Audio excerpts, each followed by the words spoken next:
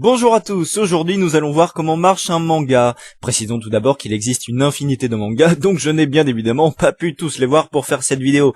De même, il y a des mangas que je connais mieux que d'autres, il y a des mangas que j'aime et d'autres pas, donc il est inutile de me dire « t'aurais pu parler de celui-là » ou « t'aurais pu plus parler de celui-là ». Je fais comme je peux. Déjà, il me semble important de faire une remarque sur le look des personnages. Pour une personne qui découvre les mangas, quand il voit ça...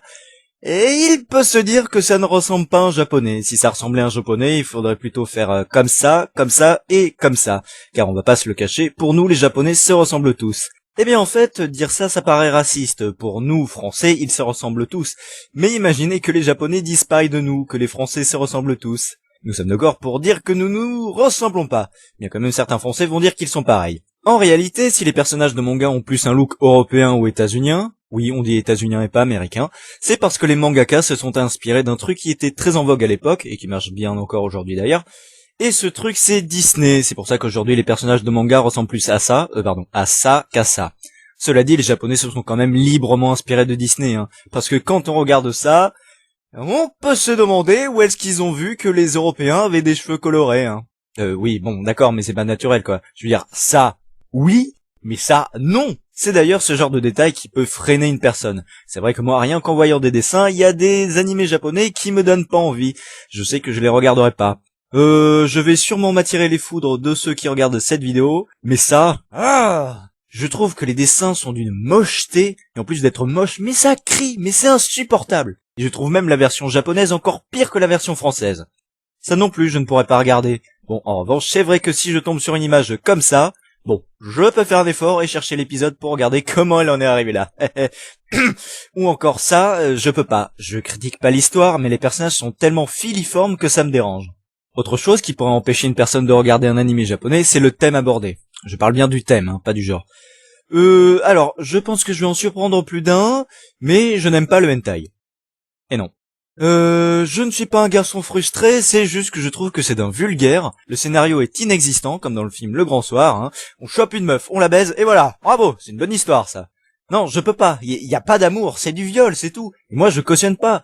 Qu'on ait le fantasme du viol, d'accord, mais là je suis désolé, si vous regardez du hentai, vous regardez une femme en train de se faire violer, il n'y a strictement aucun sentiment. Et puis merde quoi, si la meuf se prend en même temps 2 pénis dans son vagin, non putain. Et encore ça vaut pas les films porno que je n'ai jamais regardés, parce que là vraiment on peut pas faire plus vulgaire. Notons au passage que les Français font une erreur en appelant des jeux un peu coquins des jeux hentai. Le hentai qui signifie pervers, c'est vraiment de la pornographie, alors que les jeux hentai se rapprochent plus du ecchi, qui parle plus de petites culottes, donc c'est quand même pas le même niveau. Ces jeux sont appelés... Alors, je sais pas du tout comment ça se prononce, si on dit éroge, éroji encore, Roger. Je sais même pas si ça représente la particule héros, amour, comme dans érotique. Si c'est le cas, bah voilà encore une différence, ce jeu parle d'amour, ce qui est complètement différent du hentai. Donc ce jeu n'est pas un jeu hentai, arrêtez avec cet abus de langage. Bon, tant que je suis sur les genres, je continue, il y en a pas mal, mais mettons tout de suite les choses au clair, et au passage si l'ermite moderne regarde cette vidéo, il sera fier de moi parce que je tiens à vous le dire, le shonen n'est pas un genre. Et non, de même pour le shoujo, le seinen et le josei, qui respectivement veulent dire jeune garçon, jeune fille, jeune homme et jeune femme. C'est logique du coup. Un jeune homme n'est pas un genre de manga. Tu dis j'ai envie de me mater une comédie, mais tu dis pas j'ai envie de me mater une jeune femme. Sinon tu vas passer pour... En revanche, le shonen ai et le shoujo ai, ça c'est bon.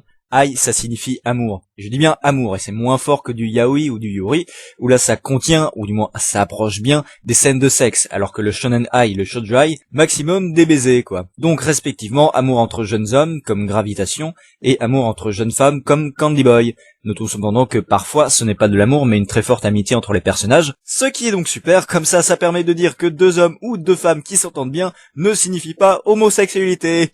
Prenez ça les fangirls et les fanboys. On continue avec les genres, on a notamment le futanari qui met en scène des hermaphrodites. Quand tu vois des jeunes filles et que tu sais pas que ce que tu regardes c'est du futanari, ça peut surprendre. On a également du lolicon comme Lucky Star, on voit des adolescentes, voire même des femmes bien matures, avec des têtes de gamines. Et je suis désolé pour tous les fans de Lucky Star qui disent que ce n'est pas du lolicon, que le lolicon s'apparente plus à de la pornographie. Non, c'est bien du lolicon. Osez dire qu'elle ressemble à des lycéennes. Bon, merci. On a également le kodomo, qui là aussi est un abus de langage, puisque kodomo signifie enfant. Donc si tu dis que tu vas te mater un enfant, on peut citer notamment Hamtaro. Notons cependant que le genre ou le pseudo-genre ne veut pas dire grand-chose. Le public censé être visé parfois, Bon, prenons Death Note et Ida no Aria. On a vu, le seinen c'est donc un public plus mature que pour le shonen, ça comporte notamment des aspects psychologiques, philosophiques. Eh ben, Death Note est un shonen, et Ida no Aria un seinen. Voilà. C'est pas pour critiquer, mais je vois pas en quoi c'est psychologique ou philosophique Ida no Aria, alors que Death Note, je sais pas ce que fument les japonais, mais en tout cas, ils consomment bien. Enfin bon, puisqu'on a vu les genres, passons au thème donc. Comme pour tout, même en Occident, nous abordons forcément la question de l'amour et ou l'amitié, qui sont des thèmes universels. Partout il y en a, même dans Expandable, où il y a cet amour pour les armes. Vu tous les mangas qu'il y a, c'est dur de ne pas trouver chaussure à son pied, et même si on n'aime pas un thème en général, on peut aimer l'animé japonais. Par exemple, moi, la science-fiction, c'est vraiment pas ma came. Je déteste les histoires avec des extraterrestres, mais quand même, par exemple, Onegai Teacher est quand même sympathique. L'extraterrestre a une forme humaine qui permet de faire passer la pilule, donc c'est cool. Elle a juste les cheveux roses, mais comme on est au Japon, tout est normal. La religion aussi, je supporte pas. Pourtant, j'ai adoré Angel Beats, qui fait clairement partie de mes mangas préférés. Alors c'est pas vraiment la religion telle quelle dans ce manga, mais on parle de Dieu. Bon. Mais la simple évocation de Dieu m'insupporte, mais vous pouvez même pas imaginer. Dans cet animé, Yuri croit en Dieu, mais son point de vue est vachement intéressant. Pour nous, il faut un coupable. Il se passe un truc, il faut un coupable. Là, Yuri a perdu ses frères et sœurs, et elle rejette la faute sur Dieu. Bah oui, vu que c'est Dieu qui a tout créé. De ce fait, elle veut se venger, elle veut le détruire, parce qu'elle se dit que si Dieu n'existe pas, mais alors à qui elle va s'en prendre? Elle n'a plus de but si Dieu n'existe pas. Donc voilà, très intéressant. Donc voilà, les mangaka arrivent quand même à faire des thèmes variés. Par exemple, un harem du volleyball, un harem de la cuisine, un harem de la musique, un harem, un harem, un harem, un harem, un harem, un harem, un harem, un harem, un harem, un harem, un harem. Voilà, des thèmes bien variés donc, même si j'avoue que je paierais cher pour être à la place du personnage principal de Little Busters dans l'épisode 15. Non, mais sérieusement, c'est pas très original, quoi. Surtout qu'en plus, on a un schéma classique. Toutes les filles sont plus ou moins amoureuses du mec, mais la plupart, si ce n'est toutes, n'assument pas leurs sentiments. Le mec est soit maladroit, soit un pervers, on sait rarement de qui il est amoureux, encore faut-il qu'il le soit, etc., etc. Remarquons que dans les génériques qui durent d'ailleurs tous 1 minute 30, le mec qui est le personnage principal n'est pas plus mis en avant que ça. Par exemple, Keiichi n'apparaît même pas dans l'opening d'Higurashi de la première saison. Il faut attendre la deuxième, mais il y a vraiment rien de spécial, quoi. Il apparaît autant de fois que Mion. C'est bizarre. Peut-être que comme le public visé est essentiellement masculin, bah on met les filles en avant. Ou alors justement, les japonais se disent, tiens, on va essayer de rameuter des meufs, donc du coup, on met les filles en avant pour qu'elles se disent, ok, il y a du sang, c'est gore, mais il y a pas que des mecs. Je sais pas. Enfin, en tout cas, si les mangaka commencent à montrer ce genre d'image, je sais pas qui ils essayent de faire regarder, mais pas grand monde à mon avis. Ou peut-être des psychopathes. Pour en revenir sur les thèmes, on peut très souvent les identifier facilement. Je pense que cet animé parle de foot. Voilà, juste une image suffit. Le titre aussi indique le thème souvent. Vampire Knight, vampire. Gravitation, ça parle de la gravitation. Non, je déconne, ça parle de musique. Alors, titre imprononçable, Onichan Dakedo Ai Sae Areba Konkenai Yone, aussi abrégé en Oniai. Voilà, même les gars qui ont créé ce truc savaient que personne n'y arriverait, donc ils ont assuré. Déjà qu'il m'a fallu du temps pour que je parvienne à prononcer correctement Higurashi no Naku Koloni, là je ne retiens pas, c'est pas possible. C'est comme si les japonais devaient retenir, c'est pas parce qu'on n'a rien à dire qu'il faut fermer sa gueule. Voilà. Ah, c'est plus dur maintenant, hein. Enfin bref, alors je comprends pas tout, mais Onichan, grand frère, Ai, amour, grand frère, amour, bon, inceste. The titre encore pire, attention, accrochez-vous. Onichan no koto nanka zensensuki janei dakara ne, abrégé en Onisuki. Donc le faut pas prendre les enfants du bon Dieu pour des canards sauvages en version française. Alors Suki, ça vient peut-être de Daisuki qui veut dire je t'aime, donc Onichan, encore de l'inceste. D'ailleurs, en anglais, ils ont traduit ça par « Je ne t'aime pas du tout, grand frère », qui est d'ailleurs le titre du dernier épisode, et c'est aussi crédible de dire ça que je suis homophobe. Candy Boy, vous pensez voir des bonbons, vous attendre un garçon doux, tendre, affectueux, tout faux. À aucun moment, on ne voit un garçon. À aucun moment, on ne fait allusion à un garçon. Alors, pourquoi ? Je veux bien que ce soit du shoujo-ai, mais de là à ce que l'humanité soit devenue entièrement féminine... Enfin bref, passons. Il faut quand même reconnaître que les Japonais abordent des sujets tabous pour nous pauvres petits Français, enfin pas pour moi en tout cas, ce qui est donc très intéressant comme la polygamie où très souvent le héros est amoureux de 2 filles et comme il ne peut pas choisir, il se tape les 2. C'est génial. Le rêve de chaque homme, hétéro bien sûr.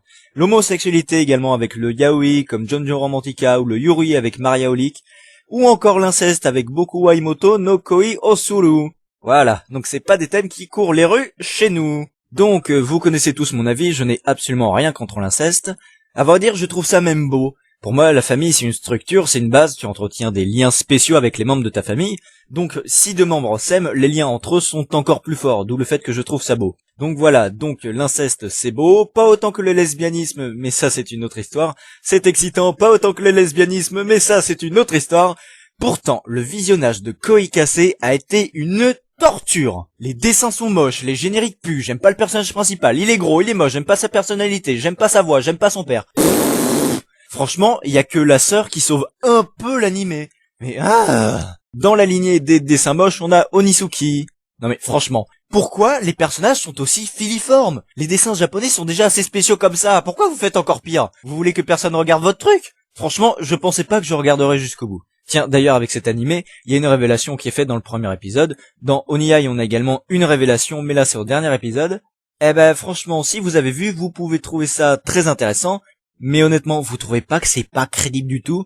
Je veux dire, je sais pas ce que ça fait dans le manga originel, s'il y a une suite à la révélation, si c'est plus développé, mais en tout cas, dans l'animé, je suis désolé, c'est vraiment pas crédible. On n'apporte pas de preuves, alors que dans Onizuki, si on dit ça, c'est parce qu'il y a des éléments qui permettent de dire ça. Mais dans Onihai, non. D'ailleurs, dans cet animé, à un moment, il y a cette gamine qui, comme tous les incultes, tient des propos complètement faux et aberrants, comme quoi l'inceste c'est mal, mais pire encore qu'aimer son frère est immoral et en plus illégal!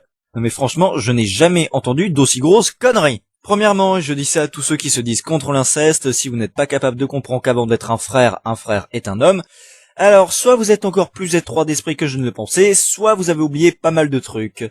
Deuxièmement, non, aimer un membre de sa famille, ce n'est pas illégal. Depuis quand l'amour est illégal? Je demande franchement. Aimer un membre de sa famille, comme on peut aimer un homme, une femme, un vieux, un enfant, un animal, un robot, un arbre, un mort, un objet ou ce que vous voulez, ce n'est pas illégal. On aime qui on veut. C'est suivant ce qui se passe après qui peut être illégal. Mais l'amour illégal, j'avoue, je connaissais pas. Cependant, cette petite se rattrape assez vite puisque le personnage principal la considère comme sa sœur. Et de ce fait, vu qu'elle est amoureuse de lui, même s'ils ne sont pas liés par le sang, c'est quand même de l'inceste. Et du coup, comme la véritable sœur, elle se met à dire que le brokon, c'est génial! Incest is good! Vous ne savez pas ce qu'est le brokon? Eh bien, c'est l'abréviation de Brother Complex. Oui, complexe avec un M et brokon avec un N. Voilà, et vous connaissez ce système. Lolicon, Shotacon, c'est pareil à chaque fois. L'amour qu'on éprouve pour sa sœur, Sister Complex, c'est Siscon. Ça marche pour tout. Pour l'amour de Dieu, c'est Dieucon. Pour l'amour d'une déficiente motale, c'est Quelcon. Pour l'amour des communications téléphoniques, c'est France Télécom, etc. Bref. Mais on peut noter cependant, et je parle surtout à ceux qui se disent contre l'inceste et qui regardent cet animé, franchement, vous avez pas envie que la sœur gagne? Honnêtement, c'est elle qui mérite le plus l'amour de son frère. Pour expliquer la situation à ceux qui ne connaissent pas, toutes les filles qui sont autour du héros sont amoureuses de lui. Mais franchement, on veut que ce soit la sœur qui l'emporte, c'est la plus légitime, elle le connaît depuis toujours, et en plus, elle assume complètement ses sentiments, elle les cache pas, elle aime son frère, mais c'est un secret pour personne. Moi je dis, chapeau bas. Et puisqu'on est sur l'inceste, je suis obligé de parler de Kiss qui, comme 50 nuances degrés, est excitant. Cet animé est bon, mais il est bon! C'est impossible de rester indifférent. Alors au début, je pensais que ce serait un amour entre sœurs jumelles, donc du lesbianisme, donc de la chose la plus cool du monde. Lesbianisme cumulé à inceste, franchement, on peut pas faire mieux. Mais en réalité, c'est de l'amour entre frères et sœurs, ce qui est donc quand même cool. Alors en fait, ils sont pas tout à fait frères et sœurs, Keita est né d'une première union, mais sa mère est morte et il a donc vécu avec son père, mais un peu plus tard, son père rencontre la mère d'Ako Eriko et l'épouse. Donc voilà, ils sont pas liés par le sang, mais ça reste quand même de l'inceste. Keita considère Ako Eriko comme ses sœurs, et Ako Eriko le considère comme leur frère. De même comme elle considère le père de Keita comme leur propre père, et Keita considère leur mère comme sa mère. Donc voilà, on aura beau dire ce qu'on veut, c'est de l'inceste, on voit bien la structure familiale. Et franchement, je vous garantis que si vous êtes contre l'inceste, regardez cet animé et vous ne le saurez plus jamais. Quand je vous dis que cet animé est bon, c'est qu'il est vraiment génial. Il plaira à 100% des filles hétéros, 100% des garçons hétéros, 100% des lesbiennes et... comme les gays sont verts d'esprit, ils peuvent très bien s'imaginer qu'au lieu des sœurs, ce sont des frères. Et du coup, ça plaira également à 100% des gays. Non, franchement, il plaira vraiment à tout le monde.